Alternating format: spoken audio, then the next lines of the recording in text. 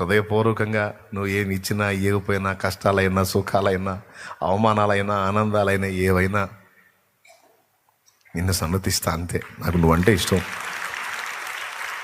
నా సృష్టికర్తవి గనుక, నా ఉనికికి ఆధారం గనుక, నీ మహిమ నిమిత్తం నన్ను నిర్మించుకున్నావు గనుక నిన్ను సన్నతిస్తా అంతే. కానీ కొంతమంది ఆసక్తి లోకాసక్తి, దాన్ని దృష్టిలో పెట్టుకుని దైవాసక్తిని కనపరుస్తారు. అట్లా కాకుండా లోకాన్ని ఆర్జించడానికో లోకాన్ని అనుభవించడానికో దేవుణ్ణి కాకబట్టే దాఖలా కాదు. దేవుని కొరకు ఆసక్తి కలిగి ఉన్న వాళ్ళు ఒక 120 మంది తేలారు. వాళ్ళని ఎక్కించాడు మేడగది. ఒరిజినల్ సరుకు 120.